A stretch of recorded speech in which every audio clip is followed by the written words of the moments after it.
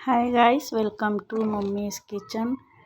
Pizza हमने बना लिया, तो चलो देखते हैं। तो हमने रख लिया एक बाउल, उसमें डाल दिया 1 चम्मच पिट्टी शक्कर, पाव चम्मच नमक, आधा चम्मच हमने इसमें डाल ईस्ट और डाल देंगे थोड़ा सा गुनगुना सा पानी। हमने डाल दिया 2 चम्मच ऑयल, इसमें हमने डाल के इसको अच्छे से हमने कर लेना है मिक्स। और हम डाल देंगे, तो हमने आधा किलो मैदे का आटा ले लिया था।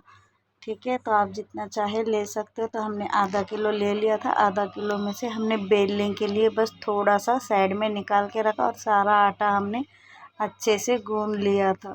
ठीक है, आधा किलो आटा, उसमें से हमने एक कटोरी छोटी कटोरी से निकाल दिया था। तो बस आटे को हमने अच्छे से गूंद लिया था। गूंद के उसको रख दिया था ढक के, ताकि उसमें खमीर भर सके। तो बस घरगुती सामान ही हमने लिया है। थोड़ा सा चिकन था, तो उसको नमक डाल के बॉईल कर लिया हमने।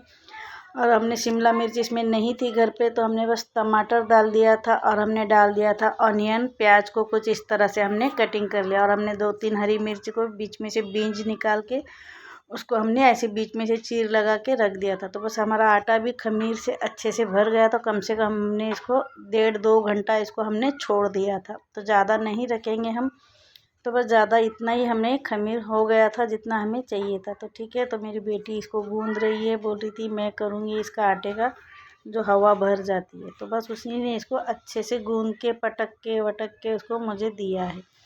तो हम बना रहे हैं पिज़्ज़ा टेस्टी और मज़ेदार वाला। ठीक है, तो उसने आटे को अच्छे से प्लेटफार्म पे ही अच्छे से गूंद लिया था। थोड़ा सा ऑयल का हाथ लगा लिया था उसने। तो बस उसको अच्छे से गूंद रही थी, क्योंकि वो जाती है पिज़्ज़ा खाने ना, तो देखती है सामने बेकरी में कैसे बनाते हैं वो पटक पटक के। तो उसने सेम टू सेम उसी पटक के मुझे भी दे दिया था।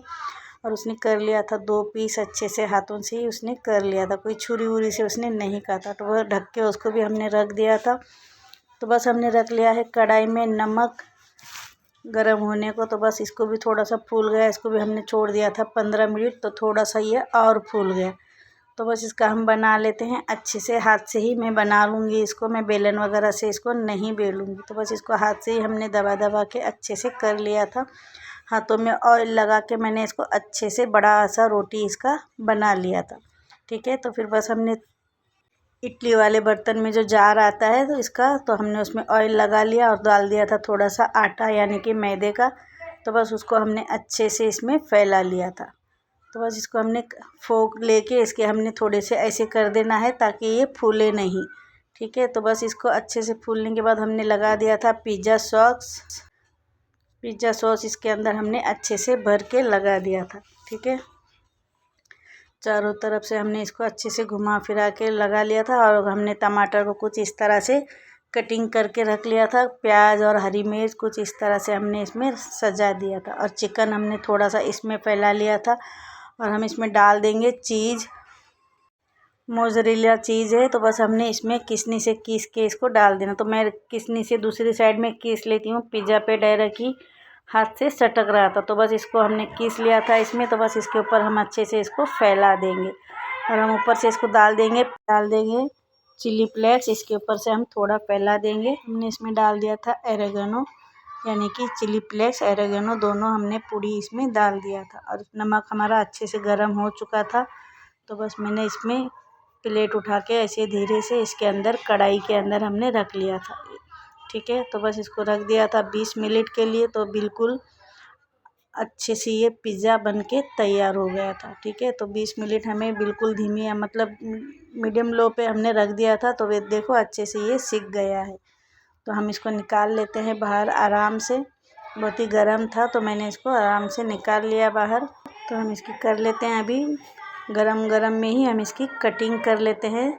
बहुत ही टेस्टी और मज़ेदार ये बन गया है। ठीक है, तो हमने इसकी अच्छे से कटिंग कर लेते हैं। तो पूरी कटिंग मैंने अच्छे से कर लिया है। देखो बहुत ही टेस्टी और यम्मी लग रहा है ये। तो हम इसको ले लेते हैं प्लेट में। तो आप लोग भी बच्चों के लिए घर में यम्मी यम्मी खाने बनाइए और बच्चों को खिलाइए, ताकि हम बाहर के खाने से बच सके। मेरी बेटी को बहुत पसंद आया था, बहुत ही टेस्टी बोल रही थी, बाज़ार से ज़्यादा ही टेस्टी बना था। क्योंकि हमने फुल अच्छे से फुल बड़ा वाला पिज़्ज़ा बनाया था। बाज़ार में से तो इतने छोटे छोटे मिलते हैं, बस कोई मज़ा भी नहीं आता खाने का। तो हमने पेट भर के और जी भर के पिज़्ज़ा खाया था। तो हमने दूसरा पिज़्ज़ा भी बिल्कुल तैयार कर लिया था। और उसको भी हमने सेकने के लिए रख दिया था, बनने के लिए कढ़ाई में।